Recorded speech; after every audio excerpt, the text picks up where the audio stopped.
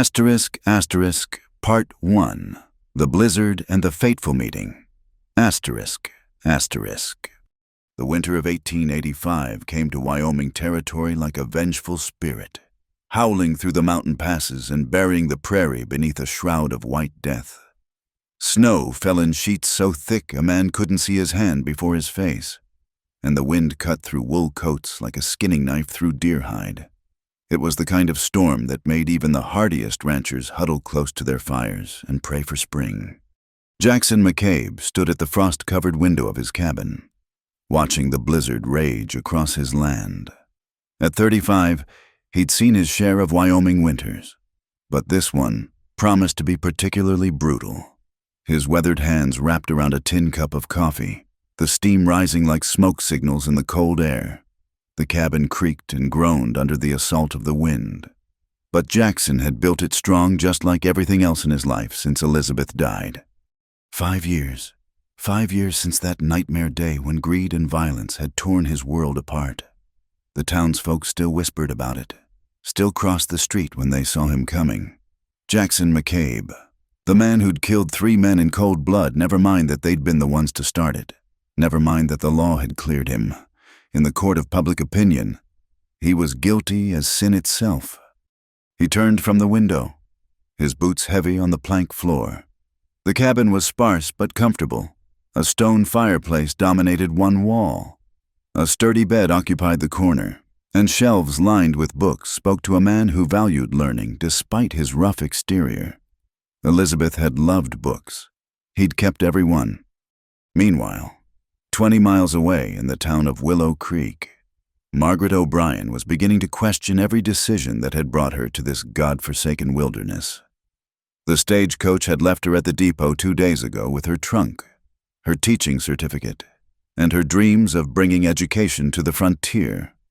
Now, as she sat in the drafty boarding house, she wondered if her family back in Philadelphia had been right after all. "You're throwing your life away." Her mother had wept. "A proper young lady doesn't go gallivanting off to the territories. What about Charles Morrison? He's still willing to marry you despite this foolishness." But Maggie, as she preferred to be called, had never wanted Charles Morrison with his soft hands and softer principles. She wanted purpose, adventure, a chance to make a real difference in the world. At 24, she was already considered past her prime by Philadelphia society's standards. But out here in the West, she could be something more than just a wife and mother. She could be a teacher, a force for good in a land that desperately needed it. The boarding house matron, Mrs. Weatherby, knocked sharply on her door. "Miss O'Brien, the school board president is here to see you." Maggie smoothed her traveling dress, still wrinkled from the journey, and descended to the parlor where a thin, nervous man waited. Mr. Clarence Hodges had the look of a scarecrow dressed in Sunday clothes, all angles and anxiety. "Miss O'Brien?" he began without preamble. "I'm afraid there's been a complication. The previous teacher's cabin, well, it burned down last week. Suspicious circumstances, some say, though I wouldn't put stock in gossip. Point is, we need to find you alternative accommodations." Maggie's heart sank. "Where am I to stay?" "There's a cabin about 5 miles north of town. It belonged to old Sam Fletcher before he passed. It's rough, mind you, and isolated, but it's shelter. I can take you there tomorrow if this storm breaks." But the storm didn't break. If anything, it intensified overnight, and by morning, Hodges arrived with a worried expression. "We need to go now, Miss O'Brien, or risk being snowed in for weeks. I've got the wagon ready." Against her better judgment, Maggie bundled herself in every layer she owned and climbed aboard the rickety wagon. The horses struggled against the wind, their breath forming clouds of steam in the frigid air. Snow stung her face like tiny needles, and she pulled her scarf tighter. They were 3 miles out when disaster struck. The wagon wheel caught in a hidden rut, snapping with a sound like a rifle shot. The wagon lurched violently, throwing Maggie into the snow. Pain shot through her ankle as she landed awkwardly. and Hodges's panicked face appeared above her. Miss O'Brien. "Oh, Lord, your ankle." She tried to stand and nearly fainted from the pain. The ankle was badly twisted, possibly sprained. Hodges looked around wildly, the snow already covering their tracks. "I'll go for help," he stammered. "There's a ranch nearby, Jackson McCabe's place. He's not sociable, but he won't turn away a lady in distress. Wait here." "You can't leave me." But Hodges was already unhitching one of the horses, his fear of the storm and perhaps of McCabe evident in his haste. "I'll send help," he called, disappearing into the white void. Maggie huddled against the overturned wagon, her ankle throbbing, the cold seeping through her clothes like water through cheesecloth. Time lost meaning in the howling whiteness. Her hands grew numb, her thoughts sluggish.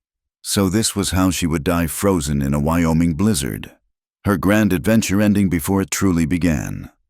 She didn't hear the horse approaching until it was nearly upon her. A massive figure materialized from the storm, bundled in furs and leather, looking more bear than man. He dismounted in one fluid motion, and suddenly strong hands were lifting her. "Hodges said there was a woman," a deep voice rumbled. "Didn't say she was half frozen. Can you hear me, Miss?" Maggie tried to respond, but her teeth were chattering too hard. The man cursed creatively and extensively, then bundled her in a buffalo robe from his saddle. "My things," she managed. "Later. You'll be no good to your things if you're dead." Without ceremony, he lifted her onto his horse, then swung up behind her, his arms encircling her to take the reins. "Hold on, it's not far." The ride was a nightmare of wind and snow, but the man's solid presence behind her was oddly comforting. He guided the horse with sure hands, following some path invisible to her eyes. Just when she thought she couldn't endure another moment, the dark bulk of a cabin loomed before them. He carried her inside like she weighed nothing, kicking the door shut against the storm. The blessed warmth of a banked fire greeted them, and he set her carefully in a chair before stirring the embers to life. In the flickering firelight, Maggie got her first real look at her rescuer. Jackson McCabe was everything the gossips had said and nothing like she'd expected. Tall and broad-shouldered, with dark hair that needed cutting and a beard that had seen better days. His face was weathered by sun and wind, carved into harsh lines that spoke of hard living and harder choices. But his hands, as he unlaced her boots to examine her ankle, were surprisingly gentle. "Not broken," he pronounced. "Bad sprain. You're lucky." "I don't feel lucky," Maggie said through chattering teeth. A ghost of a smile crossed his face. "No, I reckon you don't." What was Hodges thinking? Taking you out in this weather? "He said I needed to see the cabin." "Sam Fletcher's place in this storm?" Jackson's expression darkened. "Fool could have killed you. That place is barely standing in good weather." He moved efficiently around the cabin, bringing blankets, building up the fire, setting water to heat. Maggie watched him, trying to reconcile this competent, careful man with a killer of legend. "You're staring," he said without turning around. Heat flooded her cheeks. "I apologize. It's just you're not what I expected." "Let me guess. You expected horns and a tail, maybe flames shooting from my nostrils." His tone was bitter. "Sorry to disappoint. Miss O'Brien, Margaret O'Brien, the new school teacher." He turned then, really looking at her for the first time. "The teacher from Philadelphia heard you were coming. Surprised you lasted 2 days. I'm tougher than I look. Mr. McCabe."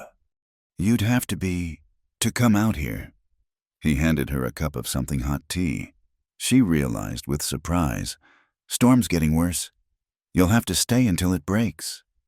The implications hit her like a physical blow. An unmarried woman, staying alone with a man, and not just any man, but Jackson McCabe. Her reputation would be in tatters. He must have seen her thoughts on her face. "I've got a barn. I can sleep there." "In this weather, that's absurd." More absurd than ruining what's left of your good name, he shrugged. Your choice, Miss O'Brien. But that ankle needs tending, and you won't make it back to town for days, maybe longer.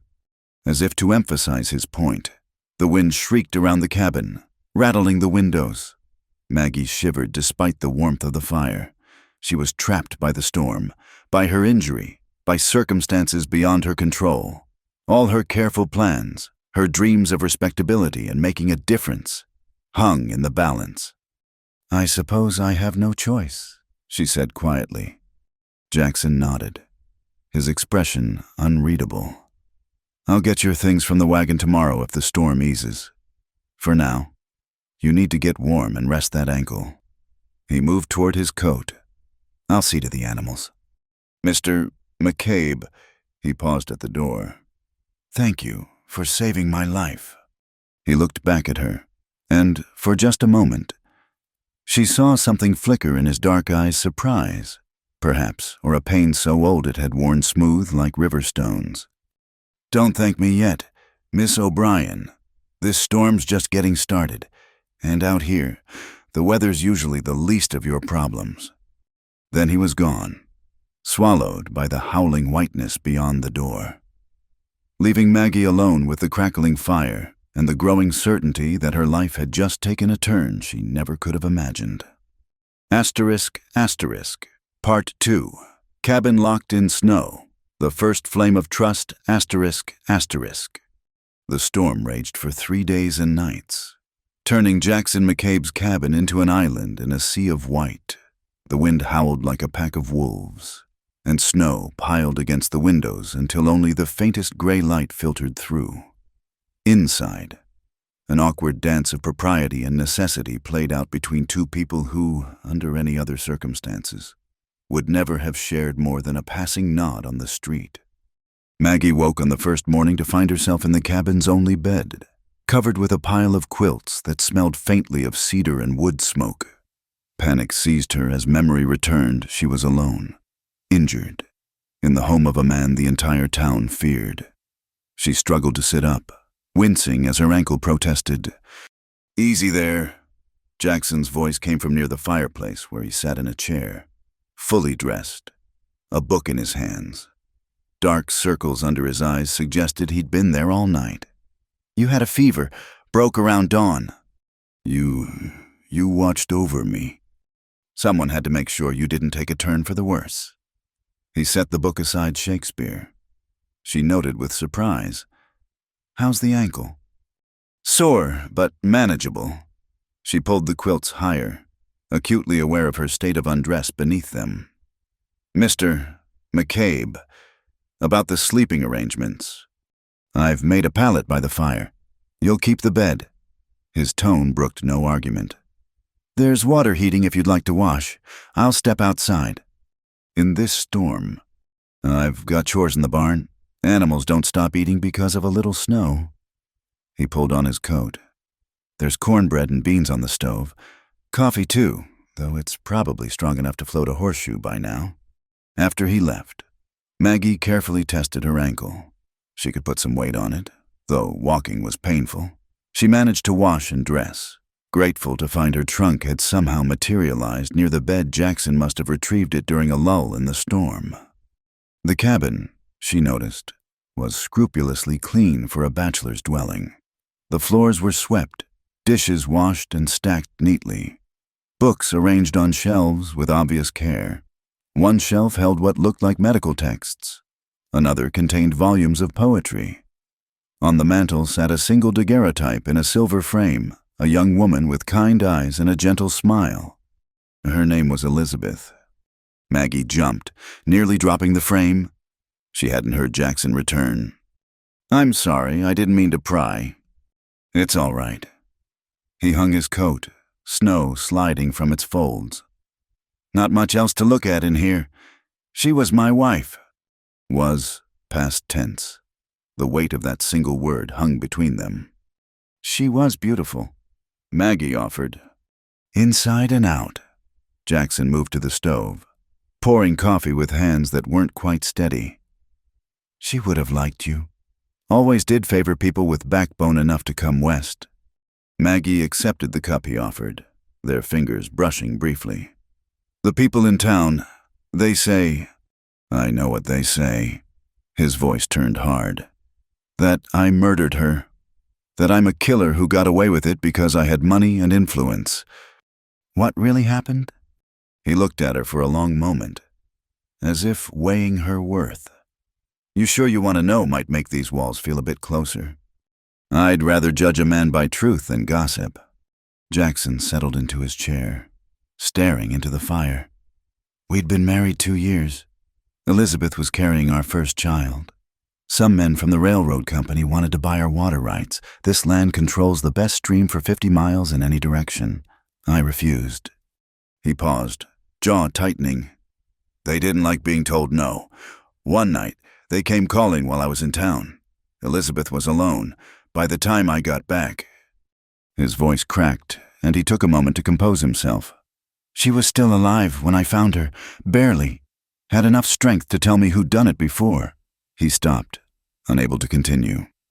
Dear God, Maggie breathed. The baby. Died with her.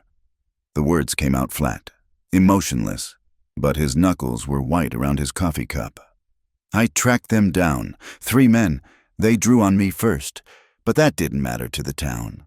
All they saw was Jackson McCabe gunning down 3 respectable businessmen in the street.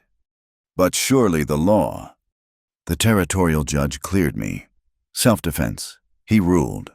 But the court of public opinion had already made up its mind. Those men had friends, influence.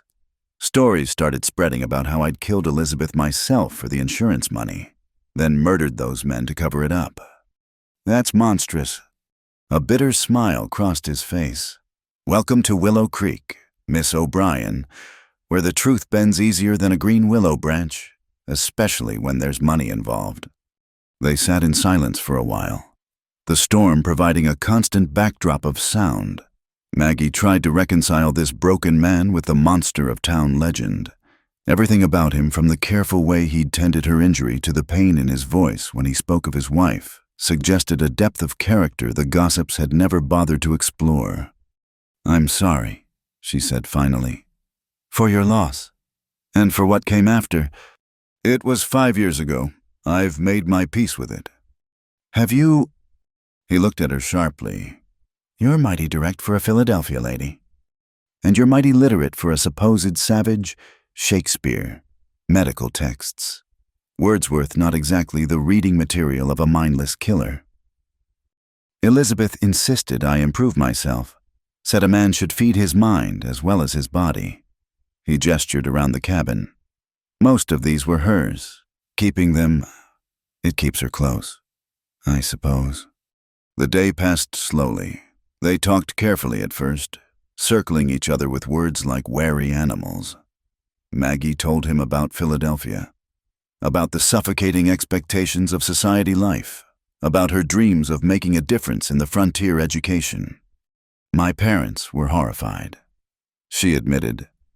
Mother took to her bed for a week when I turned down Charles Morrison's proposal. Charles Morrison sounds like he has soft hands, Jackson observed. Maggie laughed, surprising them both. The softest I doubt he's ever held anything heavier than a pen. When I told him I wanted to teach, he patted my hand and said, such noble sentiments, like I was a child playing at being grown. So you ran west. I didn't run, she protested. I chose. There's a difference. There seems to me we're both hiding out here in the wilderness, just from different things. As the hours passed, the careful distance between them began to shrink. Jackson showed her how to bank the fire properly, how to judge the storm's intensity by the sound of the wind. Maggie helped with simple chores, hopping on one foot until he finally carved her a makeshift crutch from a pine branch. You're stubborn as a Missouri mule, he told her when she insisted on helping with dinner. And you're grumpy as a bear with a sore tooth, she shot back, then clapped a hand over her mouth. I'm sorry, that was... But Jackson was laughing, a rusty sound like hinges that hadn't been used in too long. Elizabeth used to say the same thing, called me her grumpy bear when I got in a mood. That night, as promised, Jackson made his bed by the fire. Maggie lay in the darkness, listening to the storm and the sound of his breathing. Every creak of the cabin made her heart race, not from fear of him, but from an awareness she didn't want to examine too closely. "Can't sleep," his voice came quiet from across the room. "The storm's so loud." "You get used to it.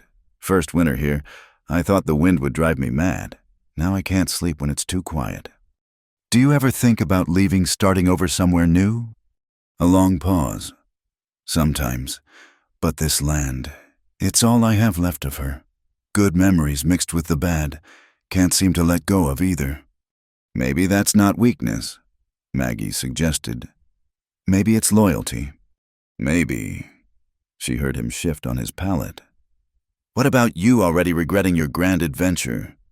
"No," she said firmly, though I admit this wasn't quite how I pictured my first week. "How did you picture it?"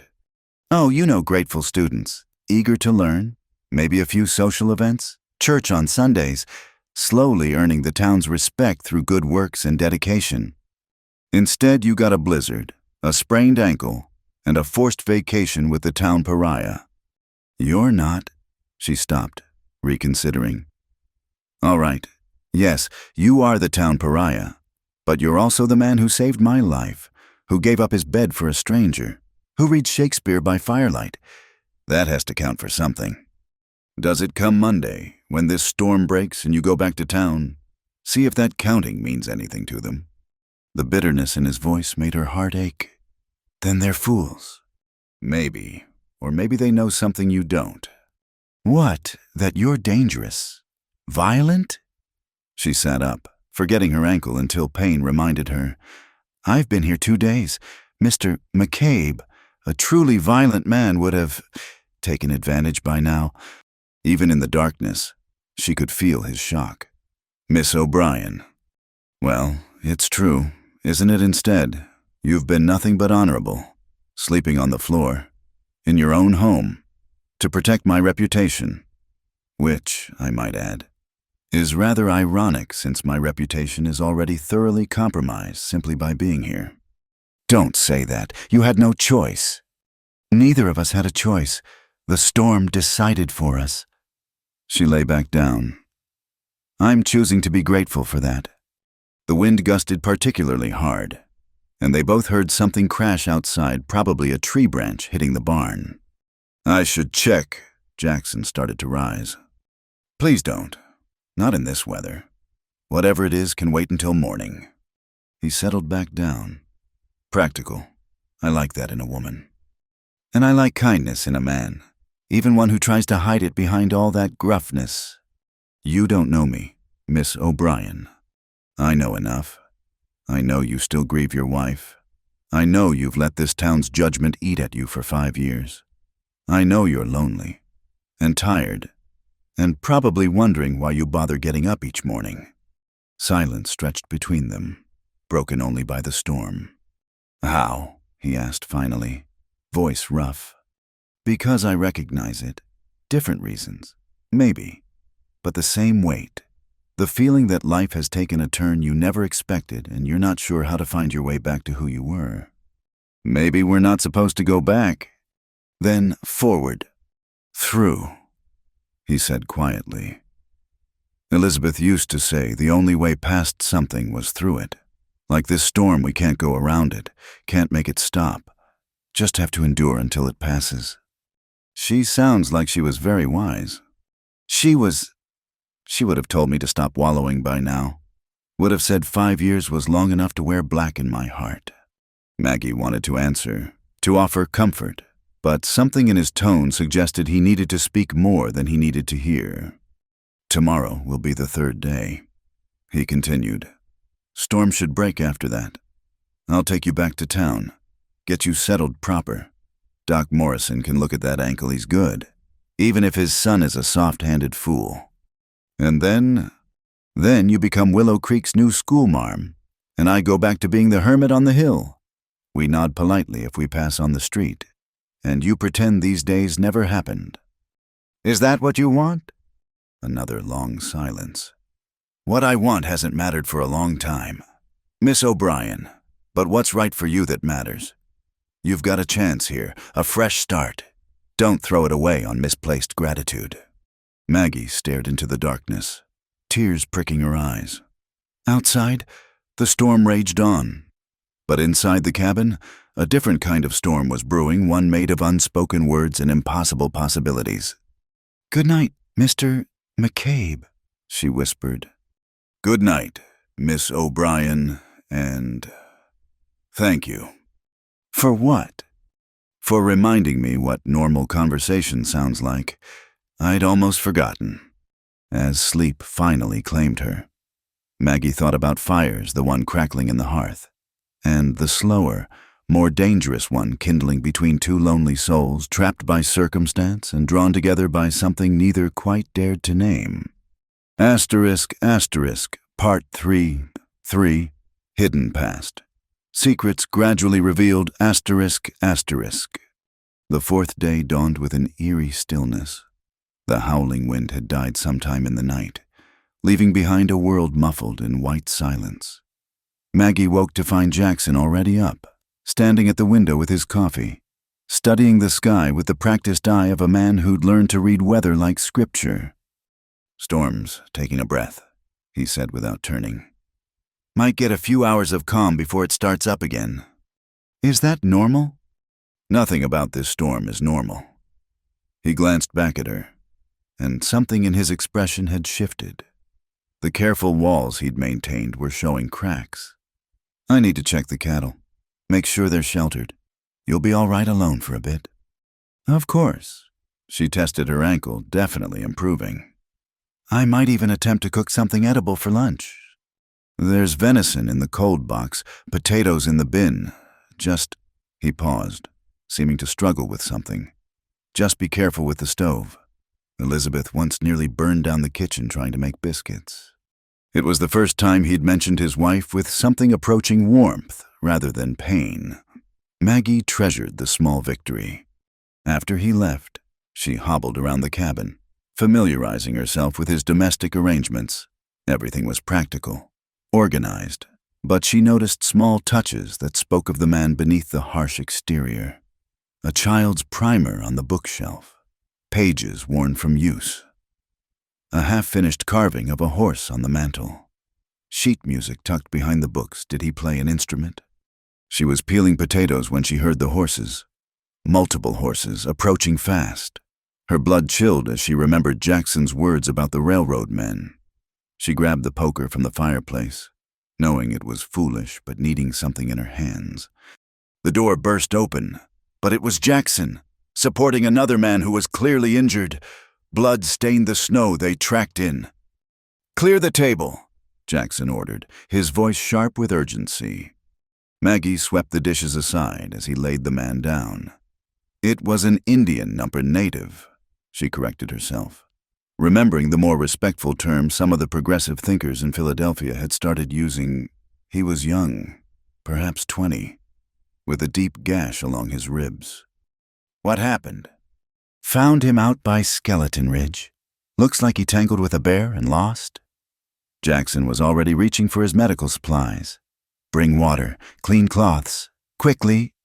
She obeyed without question, watching in amazement as Jackson worked. His hands, so large and rough, moved with a surgeon's precision as he cleaned and examined the wound. "You've done this before," she observed. "Learned during the war. Seemed ashamed to let the knowledge go to waste." He threaded a needle with steady hands. "This is going to hurt," he told the young man in what sounded like fluent Cheyenne. The injured man nodded, gritting his teeth. As Jackson worked, he kept up a steady stream of talk in both languages, clearly trying to distract his patient. Maggie assisted where she could, marveling at this new facet of the man everyone called a killer. "There," Jackson said finally, tying off the last stitch. "You were lucky. Joseph, few inches to the left and we'd be having a different conversation." Joseph, apparently he had an English name, managed a weak smile. "Not first bear," he said in accented English. "Won't be last. At this rate, You won't live to see 30, Jackson muttered, but there was affection in his gruffness. You can rest here until you're fit to travel. Your father know where you are. Joseph's expression turned sheepish. Hunting, alone. He said, not ready. And you decided to prove him wrong by nearly getting yourself killed? Jackson shook his head. You're worse than I was at your age. He helped Joseph to a bedroll near the fire, then turned to find Maggie watching him with undisguised curiosity. You speak Cheyenne? Among other things. He washed his hands, not meeting her eyes. Joseph's father, Thomas Black Elk, taught me. We've been friends, I suppose, for years. The town doesn't know about this friendship, do they? A bitter smile. The town doesn't know a lot of things. Miss O'Brien, they prefer their simple stories. Jackson McCabe, the killer. Much easier than Jackson McCabe, the man who tends their enemies when they're hurt.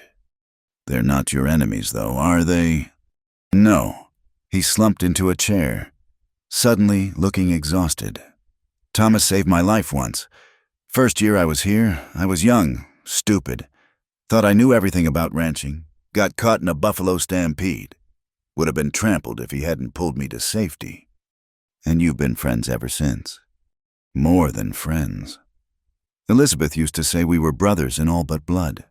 When I lost her, Thomas kept me from doing something stupid. Sat with me for 3 days, didn't say a word, just was there. Maggie poured him coffee, processing this information. The Jackson McCabe she was discovering bore no resemblance to the monster of town legend. Joseph's mother died 2 years ago. Jackson continued. Fever. I tried to save her, but I'm no real doctor, just a man who read some books and learned to stitch wounds. You did your best. Did I? His voice turned harsh, self-directed. Sometimes I wonder if I'm cursed. Everything I touch seems to die. That's not true. Isn't it, my parents, dead before I turned 20? Elizabeth and our child, Mary Singing Bird Joseph's mother. Even my cattle die in higher numbers than other ranchers. Stop it! Maggie's voice cracked like a whip, surprising them both. You're not God, Mr. McCabe. You don't control who lives and dies.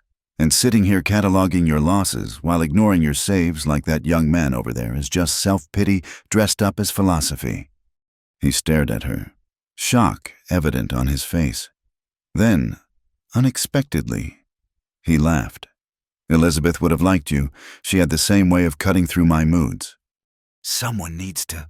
You've been alone too long, listening to your own dark thoughts. And what would you know about dark thoughts? Miss Philadelphia Society. Maggie set down her coffee cup with a sharp click. Do you think because I came from money that I've had no pain, no losses? I didn't mean... My brother died when he was 12. Tuberculosis. I watched him waste away over months, coughing blood, struggling for every breath. My parents never recovered. Father buried himself in work. Mother in laudanum and social calls. They wanted me to marry Charles Morrison because it was easier than watching me, than remembering I survived when James didn't. The confession hung in the air between them. Joseph stirred on his bedroll but didn't wake. I came west because I couldn't breathe in that house anymore. Maggie continued, quieter now. Every room held ghosts. Every conversation was about what James would have wanted, what James would have done. I was disappearing, becoming nothing more than the shadow of a dead boy's sister. Maggie. It was the first time he'd used her given name. So don't tell me I don't understand loss. Jackson McCabe. Don't assume that because I wear pretty dresses and speak proper English that I haven't felt the weight of grief crushing my chest until I wanted to scream. He reached across the table, covering her hand with his. The touch was electric, unexpected, and they both froze. I'm sorry, he said quietly. You're right. I've been alone too long. Forgotten that other people carry pain too. We all carry something, Maggie whispered, acutely aware of his hand on hers, the calluses rough against her skin. The question is whether we let it bury us or whether we learn to walk with the weight. Which are you doing? I'm trying to walk. Some days are harder than others. She turned her hand palm up, lacing their fingers together. What about you? I've been buried so long, I forgot there was a surface. He stared at their joined hands.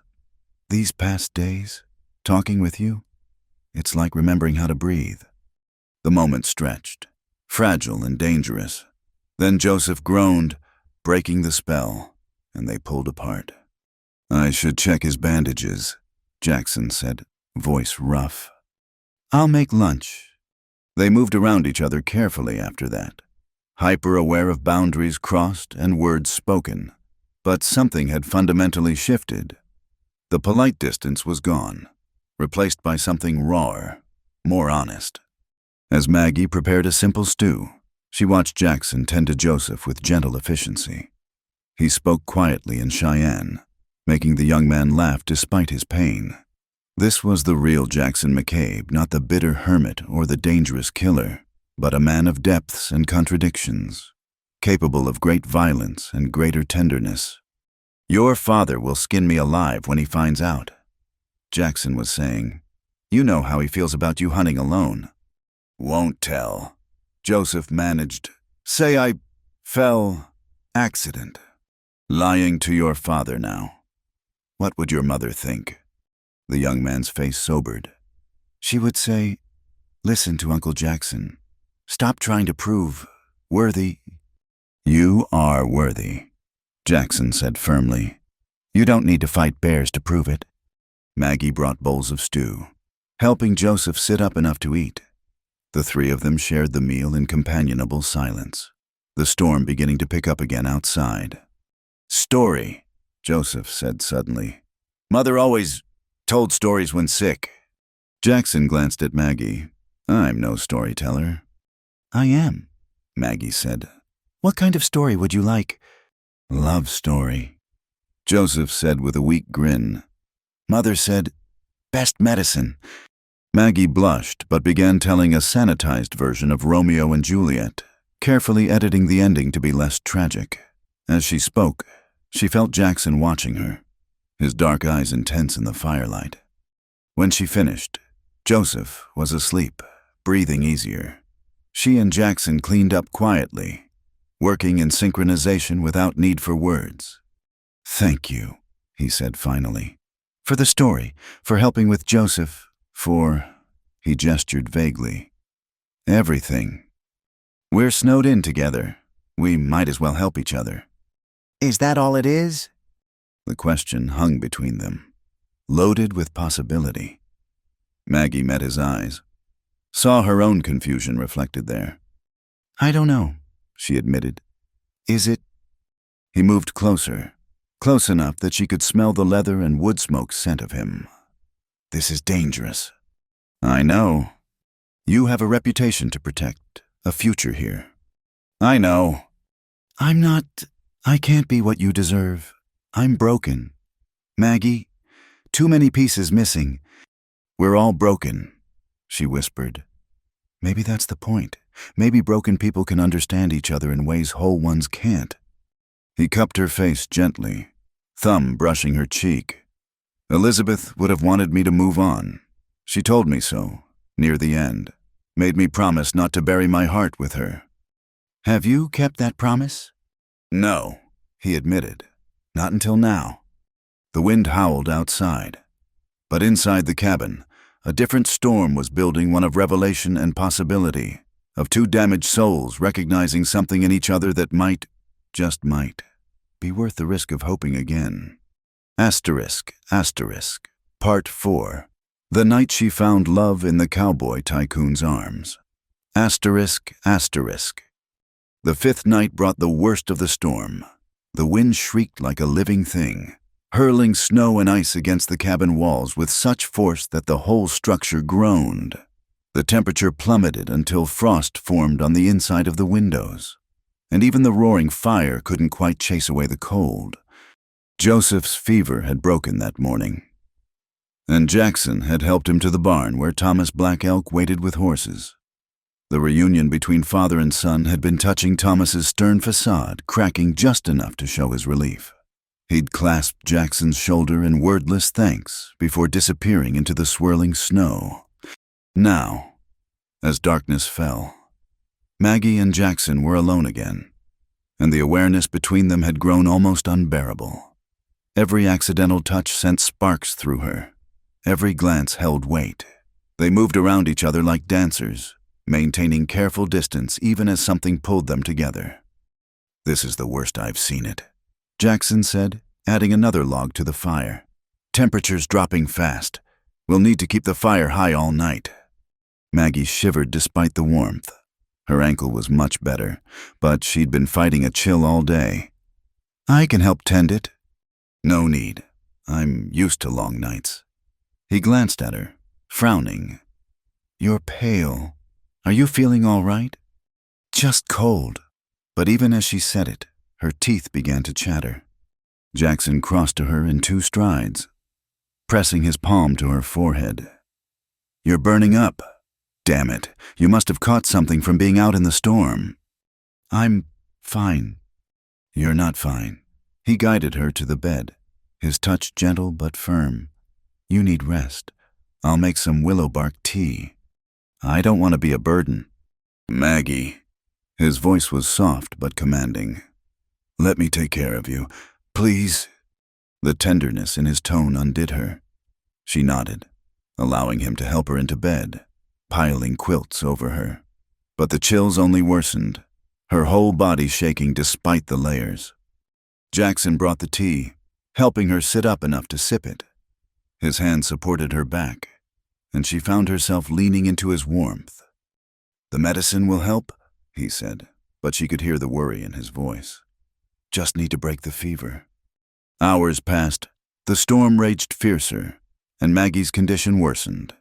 She drifted in and out of consciousness, aware of Jackson's constant presence, cool cloths on her forehead, his voice talking softly to keep her anchored, his hand holding hers. "So cold," she whispered, her body racked with shivers. Jackson hesitated, then made a decision. "Move over." "What?" "Body heat. It's the fastest way to warm you up. I'll stay above the covers." But even through the quilts, his warmth wasn't enough. Maggie's teeth chattered so hard she feared they might break. "This isn't working." Jackson's jaw tightened. "Maggie, I need to... That is, you need direct warmth, skin to skin. It's the only way." Through her fever haze, she understood. In any other circumstance, it would be scandalous beyond words. But she was so cold, and he was so warm, and propriety seemed a distant concern compared to the ice in her bones. "Please," she whispered. Jackson turned his back while she fumbled with buttons, maintaining what modesty she could under the covers. When she was ready, he slipped beneath the quilts, still wearing his union suit, and carefully pulled her against him. The warmth was immediate and overwhelming. She pressed closer instinctively, her back to his chest, his arms wrapping around her. She could feel his heart beating rapid against her spine. "I'm sorry," he murmured against her hair. "I know this isn't proper." "Stop apologizing for saving my life." Her voice was stronger already. "That seems to be a habit of yours. Saving you or apologizing?" "Both." They lay quietly, listening to the storm. Gradually, Maggie's shivers subsided. The fever still burned, but the bone-deep cold receded. She became acutely aware of other things, the solid strength of him, the way they fit together like puzzle pieces, the catch in his breathing when she shifted slightly. "Better?" His voice was rough. "Much." She should have been mortified, should have been thinking about her reputation, her position. Instead, she felt safe, protected. "Talk to me. Tell me something." "What would you like to hear?" "Tell me about the first time you saw Elizabeth." He was quiet so long she thought he wouldn't answer. Then, "I was 23, fresh from the war, angry at everything. Came to a barn dance in town back then. Willow Creek was even smaller than now. She was dancing with Harold Morrison, Charles's older brother, wearing a yellow dress that made her look like sunshine. Was it love at first sight? Lord, no, he chuckled softly. I thought she was the most aggravating woman I'd ever met. She told me my boots were too muddy for the dance floor and that I danced like a bear with 2 left feet. Maggie smiled. What changed? She did, or maybe I did. Harold tried to get fresh with her behind the barn, and she blackened his eye. I happened to be there, offered to escort her home. We talked all night, sitting on her father's porch. By dawn, I knew I'd marry her or die trying. She sounds wonderful. She was fierce and gentle all at once, like you. The comparison hung in the air. Maggie turned in his arms, needing to see his face. His eyes were dark, intense, filled with something that made her breath catch. I'm not her, she whispered. No, he agreed. You're you, and that's... He stopped, struggling. I didn't think I could feel this again. Didn't want to. It seemed like betraying her memory. Is that what this feels like, betrayal? No. His hand came up to cup her face. It feels like waking up, like spring after 5 years of winter, and it terrifies me. Why? Because I've already lost everything once. I don't think I could survive it again. Maggie's heart broke for him. She reached up, touching the scar that ran along his jaw, another story she hadn't heard yet. You can't live your life afraid of loss, she said softly. That's not living at all. That's just existing. Is that what I've been doing? Isn't it? He closed his eyes, leaning into her touch. Elizabeth said something similar, near the end. Said I had too much love in me to waste it on grief. Made me promise to find someone else, to be happy. I thought she was delirious from the pain. She was giving you permission, Maggie said, permission to live. When he opened his eyes, they were bright with unshed tears. I don't know how anymore. Then learn. We'll learn together. Maggie. Her name was a prayer on his lips. This is impossible. You know that. The town, your position, everything. She silenced him with a finger to his lips. Tonight, none of that exists. Tonight, it's just us and the storm and this moment. Tomorrow can wait. He searched her eyes, finding something there that made him draw a shuddering breath. Then, slowly, giving her time to pull away, he lowered his head. The kiss was gentle at first, almost hesitant. Then Maggie made a soft sound, her hand sliding into his hair, and something ignited between them. 5 years of loneliness, months of proper courtship refused, a lifetime of waiting it all crystallized in that moment. When they broke apart, both were breathing hard. Maggie, he said again, wonderingly. What are you doing to me? Reminding you how to feel, she whispered back, reminding both of us. The storm howled its fury outside, but inside the cabin, warmth bloomed between two souls who'd found each other in the most unlikely circumstances. They talked through the night, sharing stories and secrets, stolen kisses and gentle touches. Nothing improper by the strictest definition, but everything intimate by any measure that mattered. Jackson told her about the war, about the things he'd seen and done that still haunted him. Maggie spoke of her brother, of the suffocating grief that had driven her west. They laid their broken pieces bare, finding that, somehow, together, the sharp edges didn't cut quite as deep. As dawn approached, Maggie's fever finally broke. She woke to find herself still wrapped in Jackson's arms, his face peaceful in sleep. The storm had quieted to a gentle snowfall, the world outside muffled and serene. She memorized his features, the way his dark lashes fanned against his cheeks, the slight frown that lingered even in sleep, the premature silver threading through his hair. Whatever happened when they returned to town, she would have this perfect, impossible night when two lost souls found warmth in each other's arms. Jackson stirred, his eyes opening slowly. For a moment, he just looked at her, something soft and wondering in his expression. "Good morning," she whispered. "Morning." He reached up, tucking a strand of hair behind her ear. "How do you feel?" "Better, warmer." She smiled. "Thanks to you." "Maggie, about last night." "Don't." She pressed her fingers to his lips again. "Don't apologize. Don't regret. Not yet. Give me this morning first." He nodded, understanding in his eyes. They both knew the dream would end soon.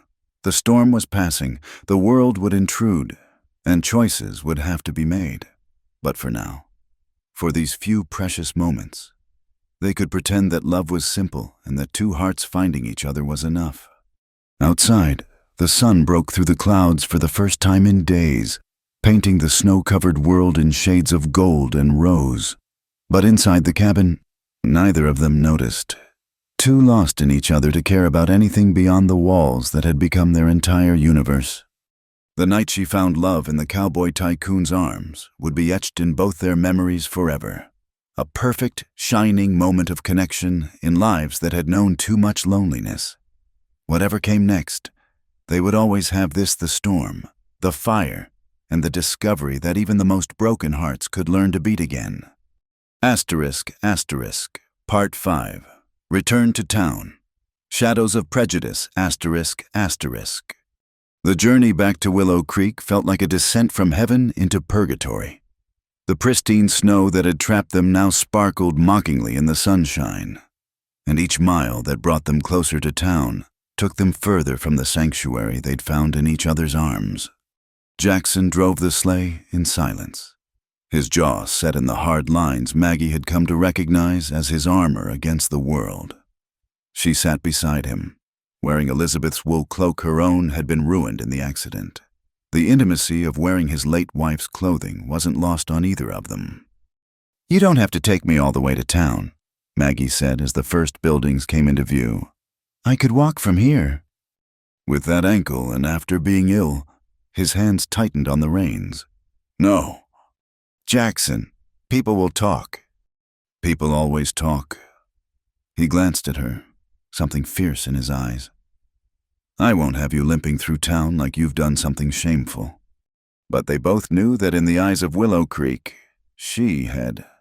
The first person they encountered was Mrs. Prudence Hawthorne, the banker's wife and self-appointed moral guardian of the town. Her eyes widened as she took in the sight.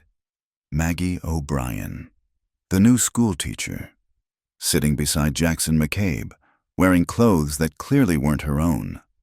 By the time they reached the boarding house, a small crowd had gathered. Whispers followed them like smoke, and Maggie felt each stare like a physical weight. Miss O'Brien, Mrs. Weatherby, appeared on the porch, her face a mask of righteous indignation. "Where on earth have you been, mister? Hodges returned days ago with some wild tale about leaving you in the storm." "There was an accident," Maggie began, but Mrs. Weatherby's attention had fixed on Jackson. "Mr. McCabe," the temperature seemed to drop 10 degrees. "How charitable of you to return our schoolteacher." "She was injured," Jackson said flatly. "The storm made travel impossible." "Indeed." Mrs. Weatherby's tone suggested she found that highly convenient. "Well, Miss O'Brien, you'd best come inside. I'm sure you're eager to freshen up." Maggie climbed down from the sleigh, trying not to limp. Jackson moved to help her, but she caught his eye and shook her head slightly. Any sign of familiarity would only fuel the gossip. "Thank you for your assistance, Mr. McCabe," she said formally. "I'm grateful for your hospitality during the storm." Something flashed in his eyes: pain, understanding, resignation. He touched the brim of his hat. "Ma'am." As he drove away, Maggie felt like her heart was being pulled from her chest. Mrs. Weatherby's grip on her arm was vice-like as she practically dragged her inside. 5 days, the older woman hissed once they were alone. "You were unchaperoned with that man for 5 days. Do you have any idea what people are saying?" I was injured. There was a blizzard. What would you have had him do? Leave me to die. Better that than Mrs. Weatherby caught herself, but the implication hung in the air. The school board will want to speak with you immediately. Mr. Hodges has been beside himself, claiming responsibility for the whole debacle. Within an hour, Maggie found herself standing before the 5 members of the Willow Creek School Board. Clarence Hodges fidgeted in his chair, unable to meet her eyes. The others, Mayor Josiah Blackwood, Reverend Paul Ashford, Dr. Edgar Morrison, and Mrs. Constance Fletcher regarded her with expressions ranging from disappointment to outright condemnation.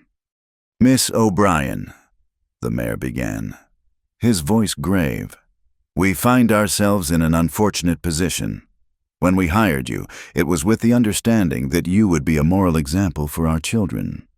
I fail to see how surviving a blizzard makes me immoral, Maggie said, fighting to keep her voice steady. Come now, Mrs. Fletcher interjected. You spent nearly a week alone with Jackson McCabe. Surely you understand the implications. The implications of not freezing to death. Reverend Ashford cleared his throat. Miss O'Brien, we must consider the sensibilities of the parents. How can they trust their children to a woman whose virtue is in question? My virtue is not in question. The words came out sharper than intended. Mr. McCabe was a perfect gentleman. He saved my life, tended my injuries, and protected my honor at every turn. Protected it, Doctor. Morrison leaned forward. My dear girl, your honor was compromised the moment you spent a night under his roof. The fact that it was multiple nights, and that you returned wearing his wife's clothing. Maggie's cheeks burned. My own clothes were wet from the snow. Would you have preferred I catch pneumonia for the sake of appearances? What we would prefer, Mayor Blackwood said coldly, is a schoolteacher above reproach. I'm afraid we must ask you to consider your position. Perhaps it would be best if you returned to Philadelphia. You're dismissing me for being caught in a blizzard. We're suggesting, Mrs. Fletcher said with false sweetness, that a woman of your experience might be better suited to a larger city where such scandals are more easily overlooked. Maggie stood, rage making her hands tremble. What scandal that I didn't die, that a good man showed Christian charity to a stranger in need? You speak of morality while condemning kindness. You preach virtue while practicing cruelty. Miss O'Brien. No. She faced them squarely. I've done nothing wrong, and neither has Mr. McCabe. If you choose to dismiss me for surviving a natural disaster, that speaks to your character, not mine. She swept from the room, head high, but inside she was crumbling. In the hallway, she nearly collided with someone Charles Morrison's younger brother, Dr. Morrison's son. Miss O'Brien. Timothy Morrison caught her arm gently. Are you all right? She looked at him, really looked. He had his brother's fair coloring, but none of Charles's pomposity. His eyes were kind behind wire-rimmed spectacles. No, she admitted. I'm not. I heard what happened. With the storm. I mean, he lowered his voice. For what it's worth, I think they're being ridiculous. Anyone with sense knows Jackson McCabe is no threat to a woman's virtue. The man's been a hermit since his wife died. Tell that to your father. Timothy grimaced. Father has his own reasons for disliking McCabe. Competition, mostly. Jackson's cattle operation has been cutting into our shipping contracts. So this is about money. Isn't everything? He sighed. Listen, I publish the local newspaper. Would you consider telling your side of the story the truth, not the gossip? Maggie hesitated. Would it help? It might, at the very least. It would give people something to think about besides Mrs. Hawthorne's version of events.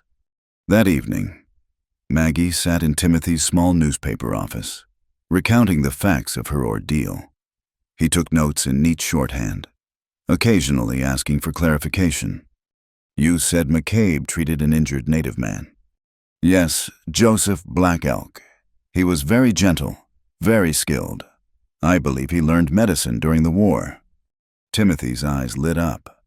That's interesting. Very interesting. The town doesn't know about his medical skills or his friendship with the Cheyenne. Should I not have mentioned it? No, you absolutely should have. It paints a different picture of the man. He set down his pen. Miss O'Brien, may I be frank? She nodded. Jackson McCabe has been this town's boogeyman for 5 years. It's convenient having someone to blame, someone to fear. But from what you're telling me, he's just a man carrying more grief than most. He is, Maggie said softly. He's kind and intelligent and... She caught herself. He's a good man who's been wronged by gossip and prejudice. Timothy studied her. You care for him? It wasn't a question, but Maggie answered anyway. Is it that obvious? Only to someone looking. He smiled sadly. I know something about caring for someone the town disapproves of. There was a story there, but Maggie didn't pry. What should I do? Fight, Timothy said simply. Don't let them run you out. The children need a teacher like you, someone with backbone, someone who judges people by their actions, not their reputations. The next morning, the Willow Creek Gazette ran Timothy's article on the front page, Heroic Rescue Local Rancher Saves Schoolteacher from Certain Death. The article was factual, respectful, and painted Jackson as the hero he was. It mentioned his medical skills, his kindness, and the propriety with which he'd handled the situation. The town's reaction was mixed. Some people, particularly the younger residents and the immigrant families, expressed support for Maggie. Others, led by Mrs. Hawthorne and her circle, doubled down on their condemnation. But the surprise came that afternoon when Jackson himself rode into town. He dismounted in front of the boarding house, ignoring the stares and whispers. Maggie watched from her window as he strode up the walk, looking like a man heading to war. I need to speak with Miss O'Brien. She heard him tell Mrs. Weatherby. I don't think... It wasn't a request. Minutes later, he stood in the parlor, hat in hand but back straight. Maggie entered to find half the boarding house residents had found reasons to linger nearby. Miss O'Brien, Jackson said formally, I've come to address the damage to your reputation. Mr. McCabe. No, let me speak. His voice carried through the room. 5 days ago, I found you near death in a blizzard. I brought you to my home because the alternative was letting you freeze.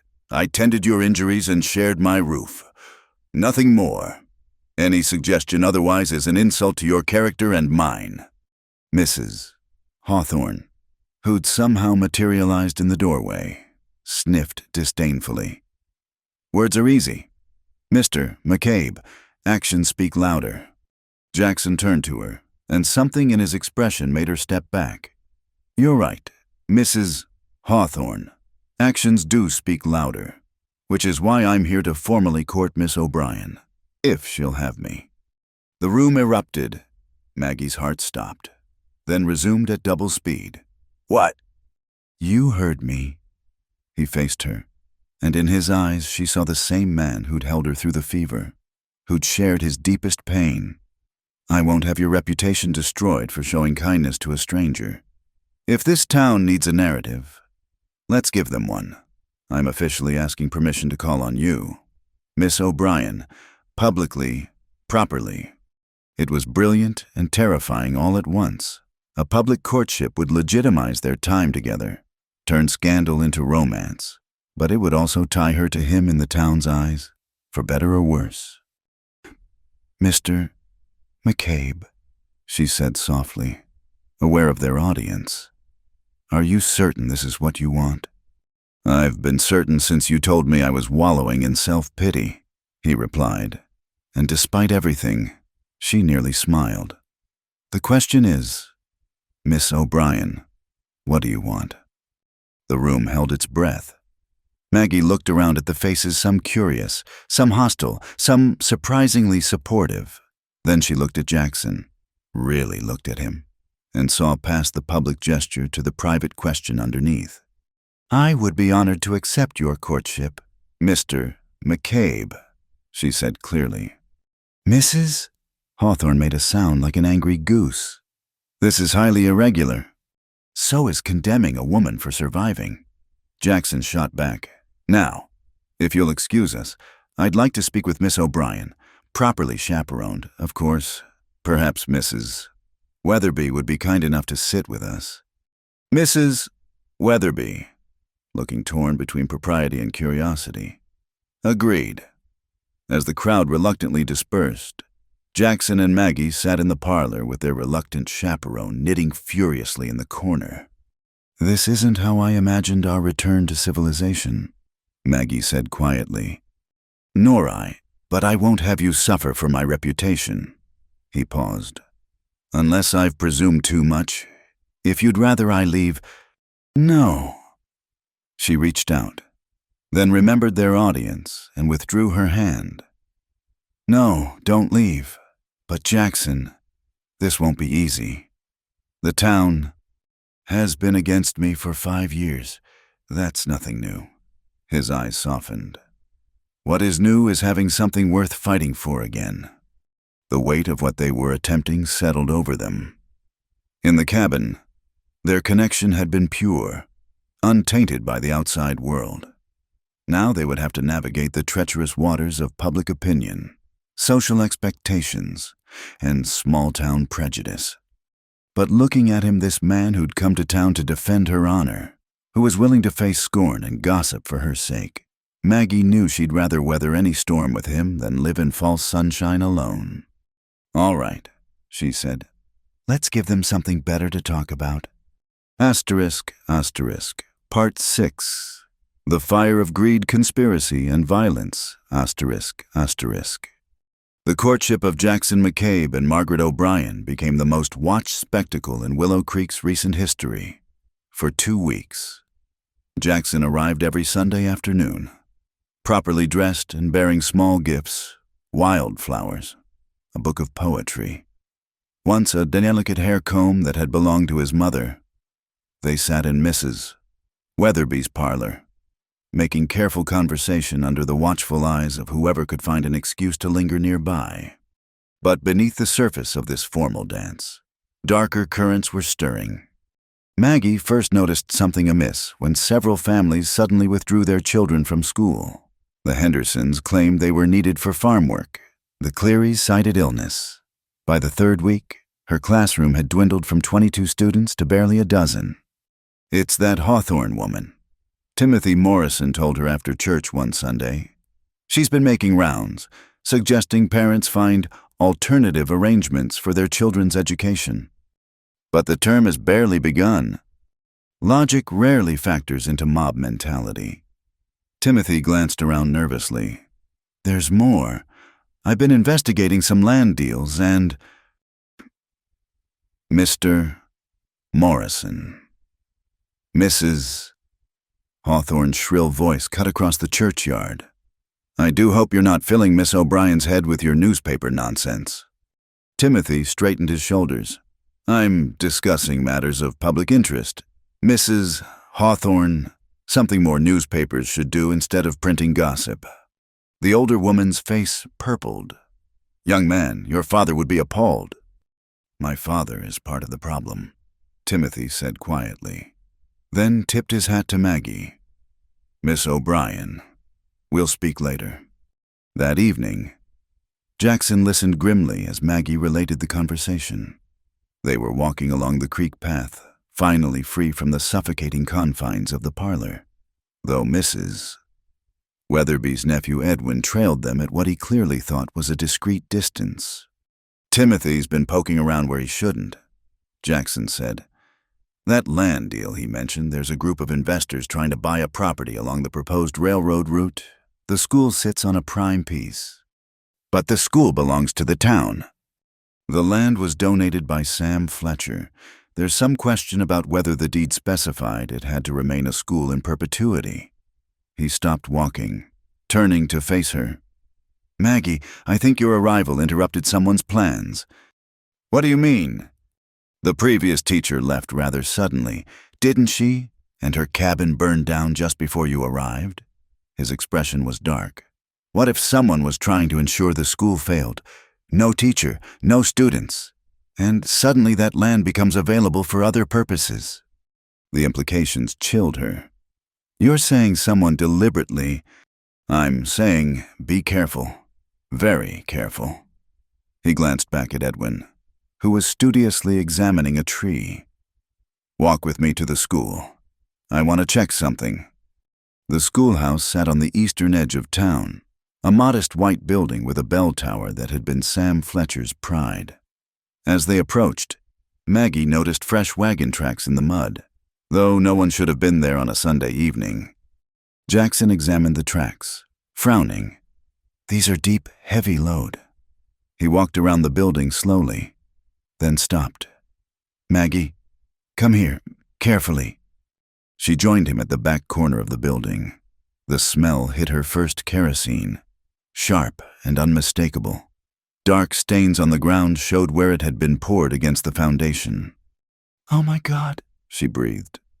Edwin, Jackson's voice cracked like a whip. The young man hurried over, looking confused. Run to town, get the sheriff and whoever else you can find, now. As Edwin sprinted away, Jackson pulled Maggie back from the building. They'll blame me, he said quietly. You know they will. A fire at the school. Me being the one to discover it. We won't let them. Maggie's mind raced. We need proof, evidence of who's really behind this. Within an hour, a crowd had gathered. Sheriff Nathan Wells, a man who'd always treated Jackson with cautious respect, examined the scene with professional interest. Definitely kerosene. He confirmed, recent, maybe tonight, maybe last night. He looked at Jackson. You have any idea who'd want to burn down the school? The same people who want the land.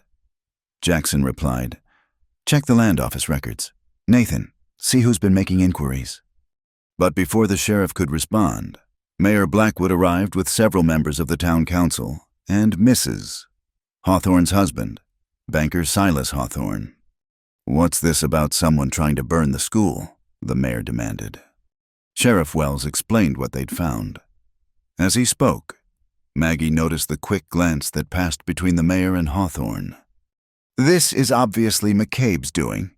Mrs. Hawthorne declared, having somehow materialized beside her husband. Who else would? I'd be careful about making accusations without proof. The sheriff interrupted. Especially given that Mr. McCabe is the one who discovered and reported this. Convenient, isn't it? Silas Hawthorne's voice was oily. Perhaps he got cold feet before lighting the match. Or perhaps... Timothy Morrison pushed through the crowd, notebook in hand. Someone else has been planning this for months. Sheriff, I've been researching the land records. Did you know that a company called Westward Development Holdings has been buying up lots all along the proposed railroad route? What's that got to do with anything? Mayor Blackwood blustered. Just this Westward Development Holdings has made 3 separate offers on the school land, all rejected because the school was in use. The company's principals are listed as S. Hawthorne, J. Blackwood, and, he paused for effect, C. Morrison, my own father. The crowd erupted. Accusations flew back and forth. In the chaos, Maggie saw Silas Hawthorne's face twist with rage. You dare accuse me? I accuse no one, Timothy said calmly. I simply report facts, though it is interesting that someone tried to burn down the school just days after Miss O'Brien refused to be run out of town. This is slander. The mayor stepped forward. Sheriff, I demand you arrest this man for a woman's scream cut through the night. Everyone turned to see flames licking at the schoolhouse windows. They must have had a timer. Jackson was already running. Get buckets. Form a line from the creek. What followed was chaos. The townspeople struggled to fight the fire, but it spread quickly. Too quickly. The kerosene had been strategically placed for maximum damage. Despite their efforts, within an hour, the Willow Creek School was reduced to smoldering ruins. Maggie stood watching the embers, tears streaming down her face, all her books, her carefully prepared lessons, the children's primers gone. "It's not your fault," Jackson said quietly beside her. His face was streaked with soot from fighting the fire. "Isn't it if I'd left when they wanted? Then they'd have won." He turned her to face him. "This isn't about you, Maggie. This is about greed and power and men who think they can take whatever they want." Sheriff Wells approached, his expression grim. "Miss O'Brien, Mr. McCabe, I need to ask you some questions." Nathan Jackson began. "Not here," the sheriff said meaningfully. Glancing at the crowd, several men were watching with ugly expressions. "My office, now." They made their way through the crowd, which parted reluctantly. Maggie heard the whispers starting already. How convenient that McCabe had been there. How suspicious that he'd known exactly where to look. In the sheriff's office, Nathan Wells locked the door and turned to face them. "We've got a problem. Half the town's ready to string Jackson up. Evidence or no evidence. But Timothy proved there's a land company," the sheriff corrected. "Not who set the fire. And with respect to young Morrison, his word won't carry much weight against his own father and the mayor." "So what do we do?" Maggie asked. "You leave town," Nathan said bluntly. "Tonight, both of you. I'll investigate. But I can't guarantee your safety if you stay." "I'm not running," Jackson said flatly. "Not again. This isn't 5 years ago," the sheriff argued. "These men are desperate. They've invested heavily in this railroad scheme, and the school was their biggest obstacle. Now it's gone. But you two can testify about finding the kerosene. That makes you threats." A rock crashed through the window, showering them with glass. Shouts erupted outside. "Murderer, arsonist. Send him out! Sheriff, let justice be done!" Nathan Wells drew his gun, checked the chambers. "Back door. My deputy's got horses waiting. Go!" "Nathan, go, I'll hold them off. Claim you were already gone when I got back." Jackson grabbed Maggie's hand. "He's right. We need to leave. Now!" They slipped out the back as the mob's shouts grew louder. Deputy Tom Brennan, a young man who'd always been fair to Jackson, had 2 horses saddled and ready. "Take the old mining road," he said quickly. "They won't expect that. I'll send word when it's safe." As they rode hard into the darkness, Maggie looked back to see torches gathering in the town square. The fire at the school had unleashed something ugly in Willow Creek, something that had been simmering beneath the surface of propriety. "Where are we going?" she called over the thunder of hooves. "The only place they won't follow," Jackson replied. "Cheyenne territory, Thomas Black Elk's camp." They rode through the night, pushing the horses as hard as they dared. Behind them, Maggie could see the glow of torches spreading out from town search parties, hunting them like criminals. As dawn broke, they finally stopped at a stream to rest the horses. Maggie slumped against a rock, exhausted and heartsick. "Everything's ruined," she said quietly. "The school, my position, your reputation, what's left of it." Jackson knelt beside her, taking her hands. "You're alive. I'm alive. That's what matters." "Is it enough?" "It has to be." He pulled her close, and she let herself lean into his strength. "We'll figure out the rest, but first, we survive." A sound made them both freeze horses.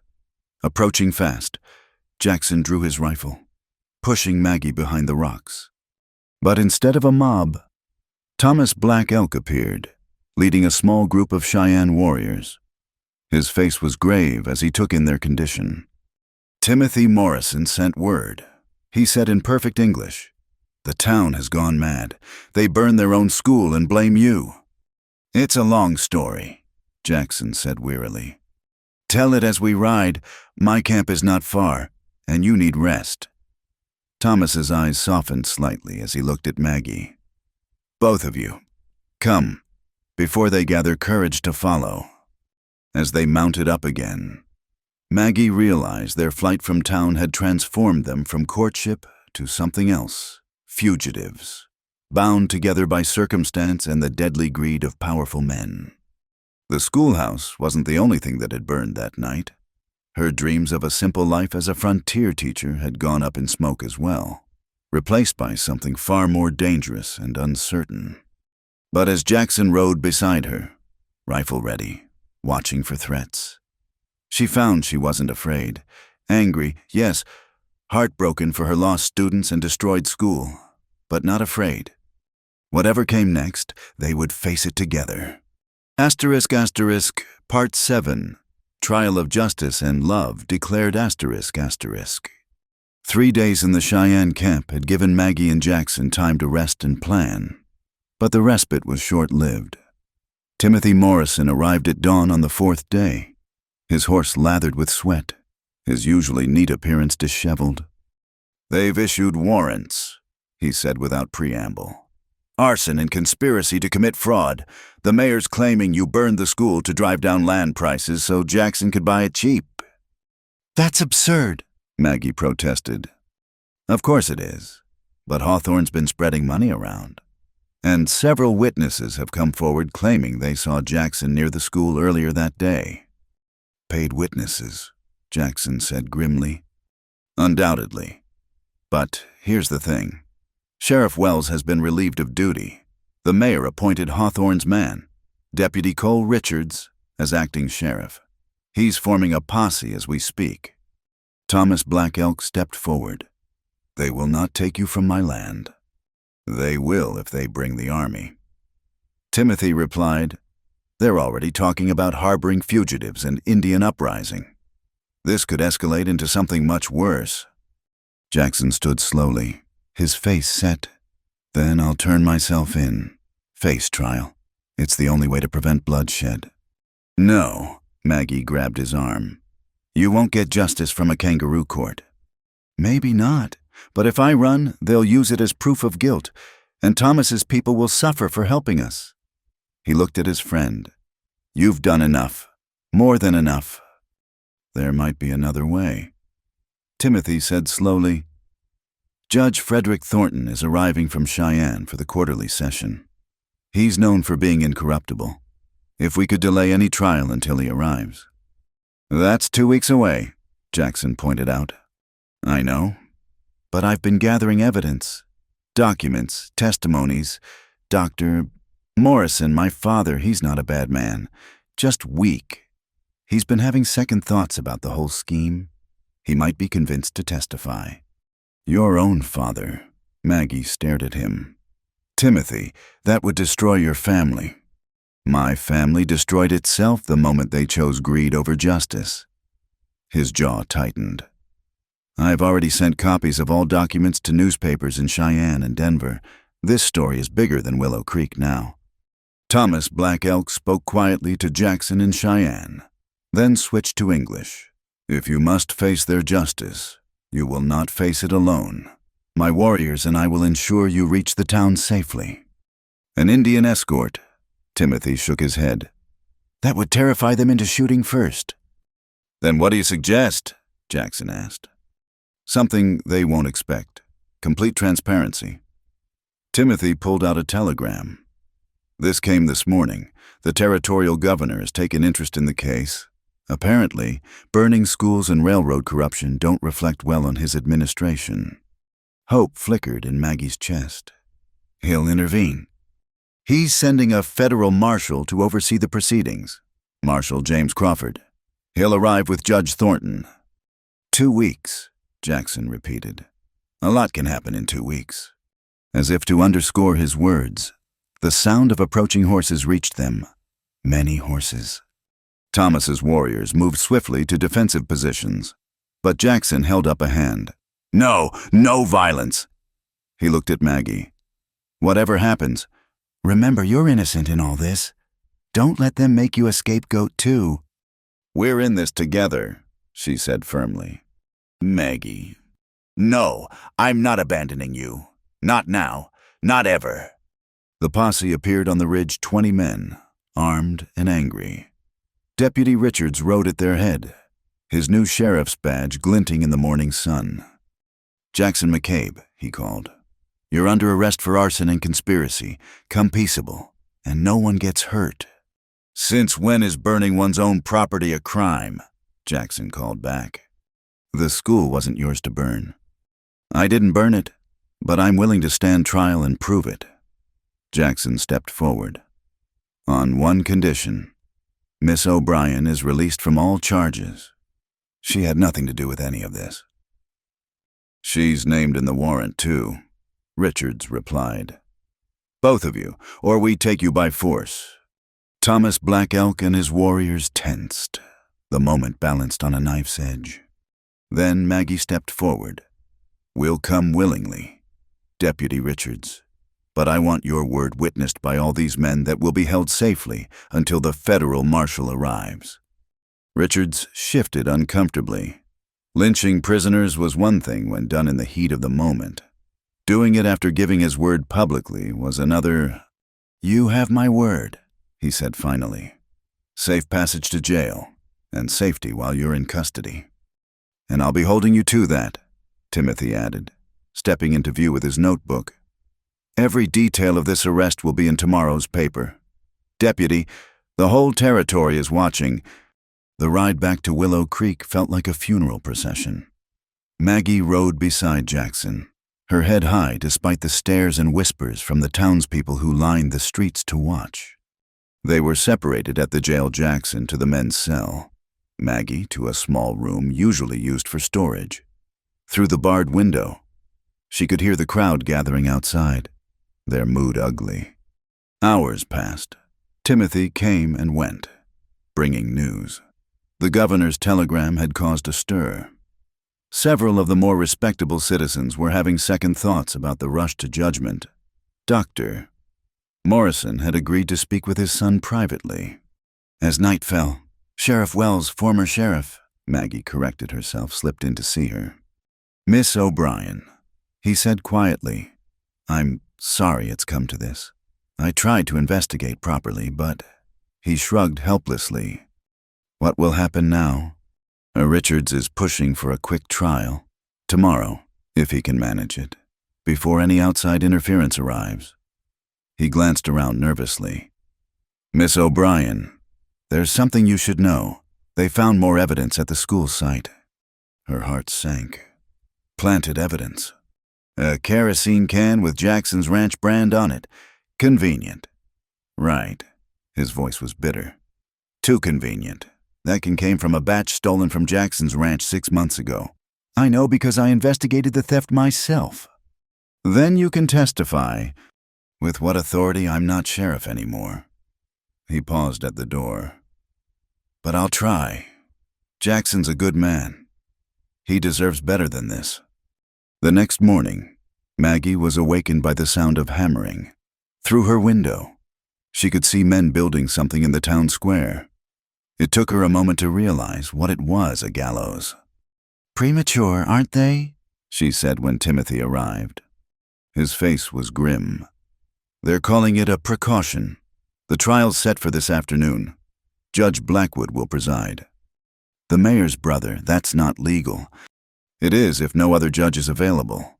And mysteriously, Judge Patterson from the next county has been delayed by a washed-out bridge." Timothy lowered his voice. "But we have allies. More than they know. Be ready." The courtroom, really the town hall hastily rearranged, was packed. Maggie was brought in first, causing a ripple of whispers.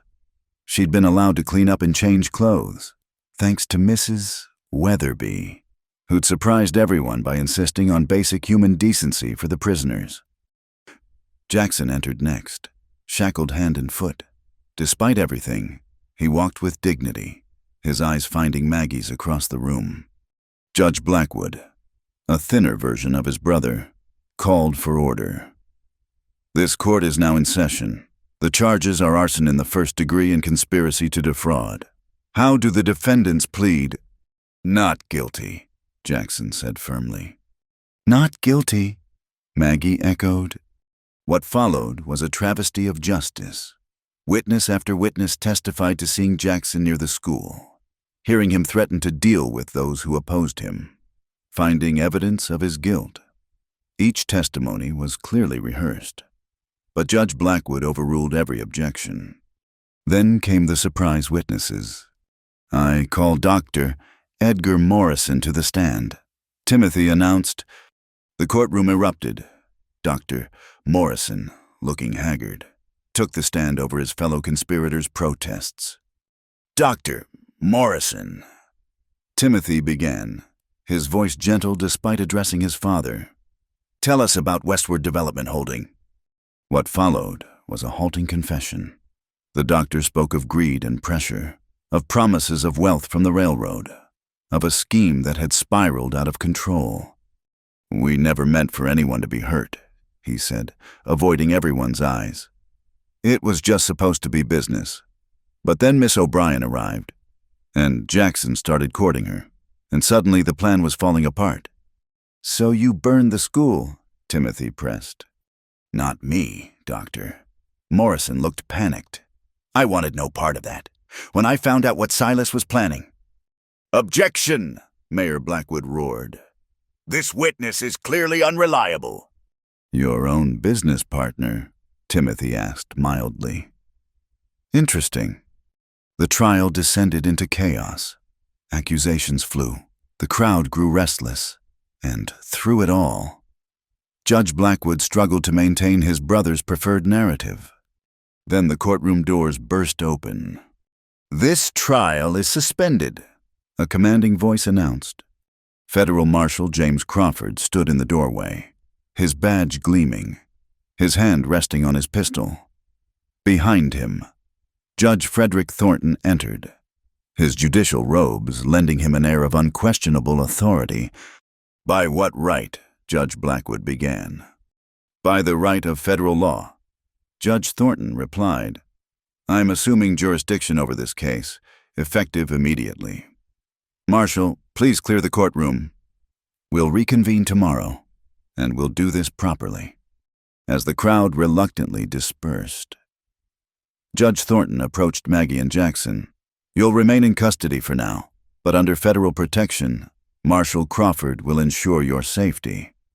That night, Maggie lay in her makeshift cell, hope warring with fear.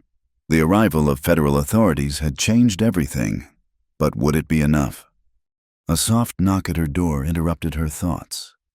Marshal Crawford entered, followed by an unexpected visitor, Thomas Black Elk. 5 minutes, the marshal said, then withdrew. Thomas looked at Maggie with kind eyes. You stood by him. Not many would have that courage. I love him, she said simply. I know, and he loves you, though he fights it. He fears his love brings death. That's not true. No, it's not, but fear doesn't listen to truth. Thomas pulled something from his pouch, a small leather bundle. This was Elizabeth's. She gave it to my wife before she died, said to keep it until Jackson found love again. Maggie opened the bundle carefully. Inside was a simple gold ring set with a small turquoise stone. She wanted him to be happy. Thomas continued. Wanted him to know that loving again wasn't betrayal. Perhaps you could tell him what his heart refuses to hear. The next morning, the trial resumed under Judge Thornton's steady hand. This time, the proceedings were orderly. Evidence was properly examined, and the truth began to emerge. Sheriff Wells testified about the stolen kerosene cans. Timothy presented his documentation of the land scheme. Even Mrs. Weatherby, in a surprising turn, testified about overhearing Mrs. Hawthorne discussing how to remove obstacles to their plans. But the most dramatic moment came when Maggie was called to testify. Miss O'Brien, Judge Thornton said kindly, tell us in your own words what happened. Maggie spoke clearly, honestly, about the blizzard, about Jackson's rescue, about their time in the cabin. Then she lifted her chin and looked directly at the packed courtroom. I've been asked to speak to the facts of the case, she said. But there's one fact that bears mentioning. I love Jackson McCabe. Not because he saved my life, Not out of gratitude or scandal or any other reason you might invent. I love him because he's the most honorable man I've ever known. He's faced loss and injustice with dignity. He's shown kindness to those who deserve it least. And if loving such a man makes me unsuitable as a teacher, then perhaps this town needs to examine its own values. The courtroom was silent. Then, from the back, applause started one person, then another, then a wave of it from the working families, the immigrants, the young people who'd seen through the lies. Judge Thornton gavelled for order, but his eyes were warm. "Thank you. Miss O'Brien, Mr. McCabe, do you have anything to add?" Jackson stood slowly. His eyes found Maggie's and held. "Just this, Your Honor. Everything I've built, everything I've worked for these past years, I'd give it all up in a heartbeat if it meant keeping Maggie safe. She talks about my honor, but she's the one who stood by me when the whole town turned against us. She's the one who saw past the stories to the man beneath. If that's not honor, I don't know what is." He turned to face the crowd. "I didn't burn that school, but I'll tell you who did. Men so consumed by greed they destroy a place of learning, frame innocent people, and tear this town apart for profit. The real crime here isn't what Maggie and I are accused of. It's what's been done to all of us in the name of progress and money." Judge Thornton deliberated for exactly 10 minutes before returning with his verdict. "On the charges of arson and conspiracy, I find the defendants not guilty.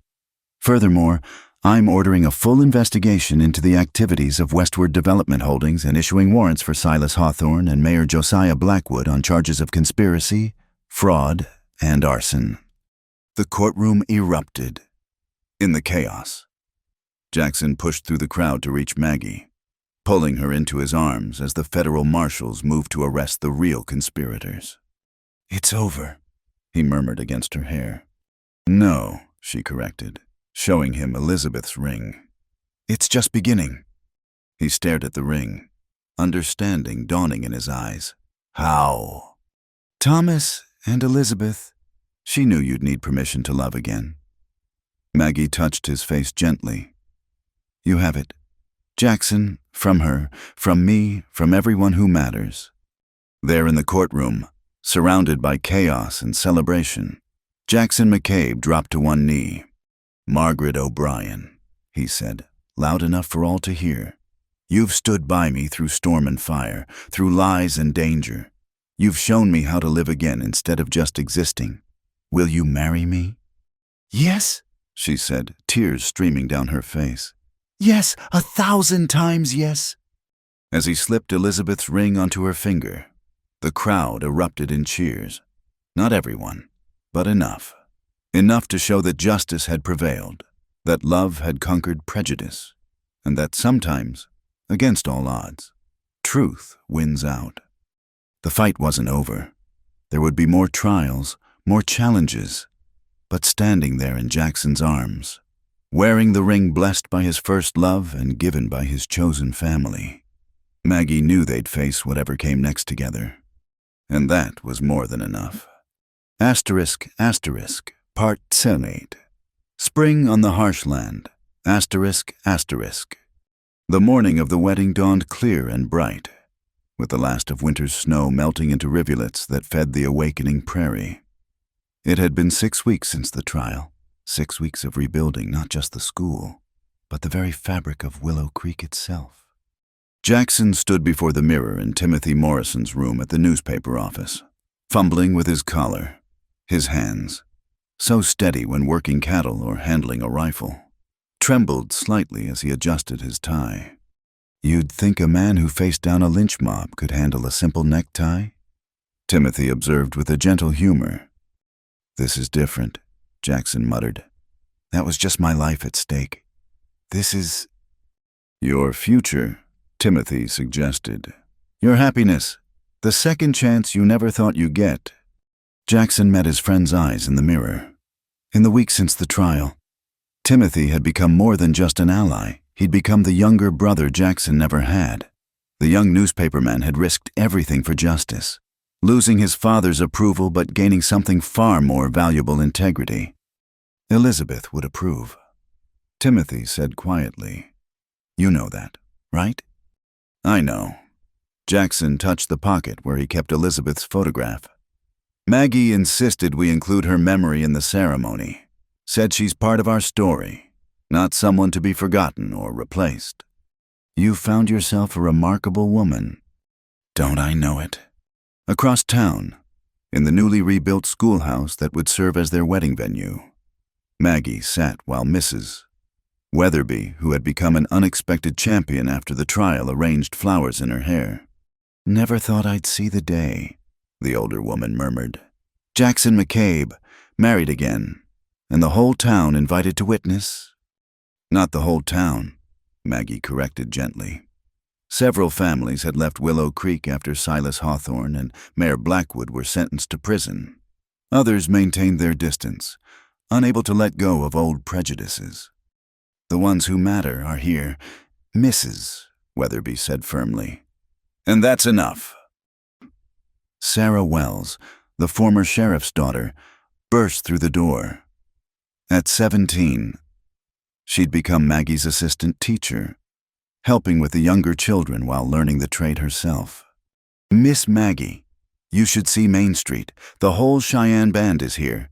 Thomas Black Elk brought everyone, and there are wagons coming from neighboring towns. Word spread about the wedding. People want to witness love winning over hate." Maggie smiled, though her stomach fluttered with nerves. The simple ceremony she and Jackson had planned had grown into something larger, a statement, a new beginning for the town itself. "How many students have arrived?" she asked. 28 so far, with more coming. Even some who left have returned. Their parents said—" Sarah paused, emotion coloring her voice. "They said if you could stand up to the whole town for what's right, they could stand up to gossip." A knock at the door interrupted them. "That'll be your father," Mrs. Weatherby predicted. But it wasn't. Joseph Black Elk stood in the doorway, fully recovered from his bear encounter, carrying a beautifully beaded bundle. "From my father," he said in much improved English, "and from my mother's spirit, a gift for the bride who healed more than she knows." Maggie opened the bundle carefully. Inside was a stunning shawl, white doeskin decorated with intricate beadwork depicting the cycle of seasons, winter giving way to spring, death to rebirth. "It's beautiful," she breathed. "Mother made it before she died," Joseph explained. "Father says she dreamed of this day when the man who saved her son would find love again. She wanted to give blessing." Tears threatened Maggie's carefully applied powder. "Thank you. Thank both of you." As Joseph left, another figure appeared, Dr. Morrison, looking older and humbler than before. The trial had broken him in many ways, but perhaps that breaking had been necessary. "Miss O'Brien," he began formally, then stopped. "Maggie, I know I have no right to be here." "You testified for us," Maggie said. "That took courage." "It took my son's courage to show me the way." He pulled out a small box. "This was my mother's. I'd be honored if you'd wear it today. A new beginning deserves something old, something with better memories than our recent past." Inside was a delicate pearl necklace. Maggie recognized it. Mrs. Morrison had worn it to every town function before her death 10 years ago. "Are you sure?" she asked. "Timothy's mother would have loved you." "Doctor," Morrison said simply, "you've brought out the best in people, even those of us who'd forgotten we had any best left to give." An hour later, the schoolhouse was transformed. Wildflowers filled every corner, their sweet scent mixing with the smell of fresh lumber. The students had made paper chains and drawings depicting scenes from Maggie and Jackson's story, The Rescue in the Storm, standing together at trial, teaching moments carefully edited for young sensibilities. The congregation was indeed diverse ranchers and farmers, townspeople in Cheyenne, former students of Maggie's from the brief time before the fire, and new ones eager to learn. Sheriff Wells, reinstated after the federal investigation, stood as Jackson's best man, while Sarah Wells served as Maggie's maid of honor. As the music began, played by an unlikely quartet of fiddle, harmonica, church organ, and Cheyenne drum, the crowd rose. Maggie appeared in the doorway, sunlight streaming behind her. She wore her mother's wedding dress, altered to fit, with Joseph's mother's shawl around her shoulders and Dr.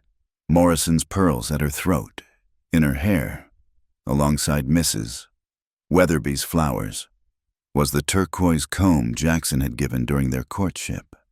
But it was her smile that stopped Jackson's heart radiant, confident, full of joy and promise. He met her halfway down the aisle, unable to wait at the altar as tradition demanded. The crowd chuckled as he offered his arm, but there was no mockery in it, only warmth. "Impatient, Mr. McCabe," she murmured. "I've waited 5 years to live again," he replied. "I'm done waiting."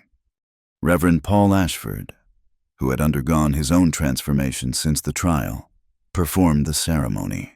His words were simple but heartfelt, speaking of redemption and second chances, of love that endures beyond death and grows despite hardship. When it came time for vows, Jackson spoke first, his voice carrying to every corner of the room. "Margaret O'Brien, you walked into my life during the worst storm I'd seen in years, and somehow you became my shelter. You saw past the stories, past the walls I'd built, to a man I'd forgotten existed. You stood by me when it would have been easier to run. You showed me that loving again isn't betrayal. It's the greatest honor we can give to love itself. I promise to cherish you, protect you, and support your dreams as fiercely as you've supported mine. In sunshine and storm, in plenty and want, in joy and sorrow, I am yours." Maggie's voice was clear and strong as she responded. "Jackson McCabe, they say I saved you from becoming a hermit on the hill. But the truth is, you saved me from a different kind of isolation, the loneliness of a life half-lived. You taught me that courage isn't the absence of fear, but moving forward despite it. You showed me that love doesn't diminish with sharing, but multiplies. I promise to stand beside you, to build a life of purpose and joy, to fill our home with laughter and learning. In all seasons of life, through whatever trials may come, I am yours." When Reverend Ashford pronounced them husband and wife, the cheer that went up could be heard clear to the edge of town. Thomas Black Elk's warriors fired arrows into the air in celebration, while the townspeople threw flower petals and rice. The reception was held in the field behind the school, with tables groaning under the weight of food brought by every family. It was a true frontier celebration, elegant in its simplicity, rich in its diversity. Cowboys danced with schoolmarms, Cheyenne children played with town children, and for one perfect afternoon, Willow Creek was what it could be rather than what it had been. As the sun began to set, painting the sky in shades of pink and gold, Jackson found Maggie standing apart from the crowd, looking out over the prairie. "Regrets?" he asked, wrapping his arms around her from behind. "Never." She leaned into him. "I was just thinking about how far we've come. 6 months ago, I was a frightened woman in a blizzard. Now you're a frightened woman married to a former hermit," he suggested. She laughed, turning in his arms. "Now I'm exactly where I belong." "We both are." "It won't be easy," he warned. "There are still those who'll never accept us. Accept this." "Then we'll change their minds one day at a time, one student at a time, one act of kindness at a time." She touched his face. "We've already started. You know, look at today, former enemies breaking bread together, children playing without regard to their parents' prejudices. This is what we're building, Jackson. Not just a marriage, but a community." He kissed her then, long and sweet, as their guests politely busied themselves with other things. When they finally returned to the celebration, Timothy called for attention. "Before our newlyweds slip away," he announced with a grin, "there's one more surprise." The crowd parted to reveal a new sign, painted in bold letters, "Willow Creek School, rebuilt by the community, for the community. Head teacher Mrs. Margaret McCabe." The school board voted unanimously. "Doctor," Morrison added. "Well, what's left of it did. We want you to continue teaching. Maggie, the children need you. We all do." Maggie's eyes filled with tears. Yes, of course, yes." As the celebration continued into the night, with lanterns strung between the trees and music drifting on the prairie wind, Jackson and Maggie finally slipped away. They didn't go far, just to the hill overlooking the town, where they could see the lights of their community spread below. "Do you think she knows?" Maggie asked softly. "Elizabeth, do you think she knows that her love helped make this possible?" Jackson was quiet for a moment. "I think love never really dies. It just changes form. Elizabeth's love kept me alive long enough to find you. Your brother's memory brought you west to find me. All the broken pieces led us here." They stood together, watching the stars emerge in the vast Wyoming sky. Below them, the sounds of celebration continued, a town healing, a community growing, love multiplying rather than dividing. "What now?" Maggie asked. "Now," Jackson pulled her close. "Now we live, we build, we teach, we love. We show them all that the strongest foundations aren't built on hate or greed, but on understanding and compassion. And if storms come again, then we'll weather them together, you and me and whoever stands with us." He gestured toward the town. "And look how many stand with us now." It was true. Where once there had been isolation and suspicion, now there was connection. Not perfect perfection wasn't the goal, but real, honest, growing stronger every day. As they made their way back down the hill, hand in hand, the moon rose full and bright, bathing the prairie in silver light. The harsh land that had tested them so severely now seemed to offer its blessing. Spring had come to Wyoming, and with it, the promise of new life. The cabin that had once been a prison of grief would now be a home of joy. The town that had nearly destroyed them would be renewed by their courage, and two hearts that had thought themselves forever broken had learned the greatest truth of all. Love doesn't end. It transforms. It grows. It finds new ways to flourish, even in the harshest ground. With enough faith and determination, love takes root and blooms. The night Maggie found love in the Cowboy Tycoon's arms had led to this, a life not of happily ever after, but of courageously ever forward, facing whatever came with hands joined and hearts united. And in the vast, wild spaces of the Wyoming Territory, under stars that had witnessed so much pain and now bore witness to joy, that was more than enough. It was everything. Thank you so much for listening to this story. I'm curious, where in the world are you enjoying this tale of love and redemption? Please share in the comments below so we can connect and discuss what touched your heart in Maggie and Jackson's journey. If you enjoyed this story, please subscribe to Wild West Night. Give this video a thumbs up. And don't forget to hit the hype button to help more listeners discover these tales of courage and love in the American frontier.